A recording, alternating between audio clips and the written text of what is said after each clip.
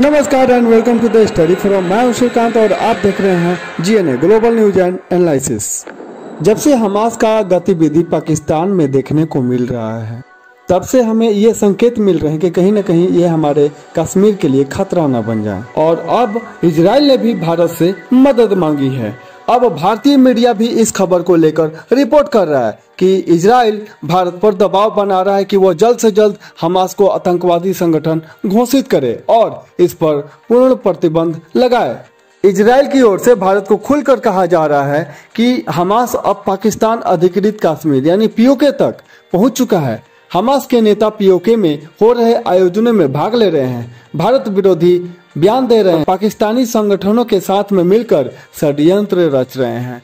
अब सवाल उठता है कि भारत कब तक इंतजार करेगा। इजरायली मीडिया और कई अंतर्राष्ट्रीय रिपोर्ट्स में कहा गया है कि हमास, लश्कर-ए-तैयबा और जैश-ए मोहम्मद जैसे आतंकवादी संगठनों के साथ मिलकर भारत विरोधी गतिविधियों को बढ़ावा दे रहा है। अब सवाल है कि हमास आतंकवादी संगठन है या फिर कुछ और।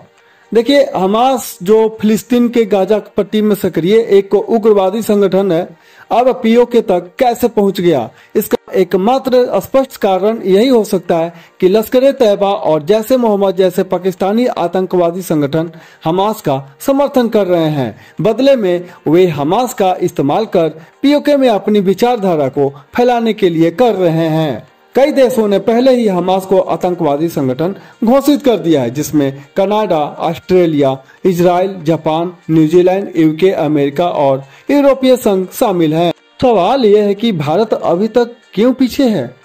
इजराइल को भारत की क्यों जरूरत है? देखिए, इजराइल का लक्ष्य स्पष्ट है, वह हमास को पूरी तरह से खत्म करना चाहता है। हाल ही में अमेरिका के राष्ट्रपति डोनाल्ड ट्रंप ने भी कहा था कि गाजा पट्टी को खाली करवाकर वहां एक आधुनिक शहर दुबई जैसी बनाया जाएगा। लेकिन इस लक्ष्य को पाने के लिए इजराइल को संयुक्त राष्ट्र यानी यूएन से हमास को आधिकारिक तौर पर आतंकवादी संगठन घोषित करवाना होगा। समस्या यह है कि चीन, रूस और कई ओआईसी इस्लामिक देश यूएन में हमास के खिलाफ प्रस्ताव को रोक देते हैं। यही कारण है कि इजराइल अब भारत से उम्मीद कर रहा है कि वह हमास को आतंकवादी संगठन घोषित करे। देखिए, भारत के लिए ये फैसला लेना इतना आसान होगा नहीं, क्योंकि भारत में एक बड़ी आबादी है जो हमास को ही आतंकवादी संगठन नहीं मानती। हाल ही में आपने देखा होगा, शशि थरूर एक कार्यक्रम में हमास को आतंकवादी कहा, जिसके बाद उन्हें मंच से हटा दिया गया। और जहां तक जियोपॉलिटिक्स की बात करें तो रूस और चीन जैसे भारत के करीबी देश हमास के साथ कूटनीतिक संबंध रखते हैं। हाल में ही हमास का एक प्रतिनिधिमंडल मॉस्को में रूस के अधिकारियों से मिला था। और इस्लामिक देशों का जो दबाव है, OIC organisation of Islamic corporation, कुछ देश जो हैं, सऊदी अरब और यूएई भी शामिल हैं, हमास का समर्थन करते हैं। अब भारत के पास दो विकल्प है, इजराइल की मदद करे और हमास को आतंकवादी संगठन घोषित करे। इससे भारत इजराइल संबंध और मजबूत होंगे। यूएन में इजराइल को समर्थन मिलेगा, जिससे हमास पर अंतर्राष्ट्रीय प्रतिबंध लग सकता है। लेकिन भारत को कई ओआईसी कंट्री और रूस, चीन के विरोध का सामना करना पड़ सकता है।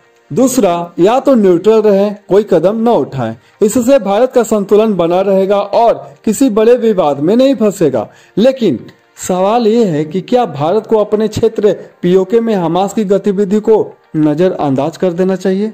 आपका क्या कहना है? क्या भारत को इजराइल की मदद करनी चाहिए और हमास को आतंकवादी संगठन घोषित कर देना चाहिए, या फिर भारत को अपने वैश्विक और आंतरिक समीकरणों को ध्यान में रखते हुए अभी इस पर कोई निर्णय नहीं लेना चाहिए? अपनी राय कमेंट सेक्शन में जरूर बताएं। अगर वीडियो पसंद आया है तो लाइक और शेयर करें। चैनल को सब्सक्राइब करना ना भूलें। धन्यवाद।